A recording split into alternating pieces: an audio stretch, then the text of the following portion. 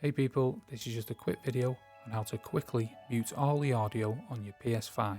Now this button here on your PS5 controller is the mute button. Now pressing it once, you'll get this symbol here on your PS5 letting you know the microphone is muted. However, this is just the microphone. So you can press it again and it'll unmute it and you'll get this symbol here. So that's letting you know the microphone is unmuted. However, if you press that button and hold it, you'll get this notification letting you know all the audio and your microphone are muted.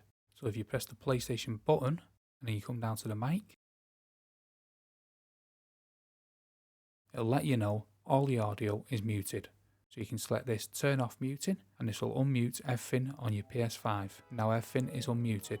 However, you can do it all from the controller. So if we press and hold the button again, we'll get this message letting us know everything is muted. Now if we press it again and hold, you'll get a similar message. However, this is letting you know all the audio on your microphones are unmuted. And that is how to quickly mute everything on your audio. I hope that video was helpful.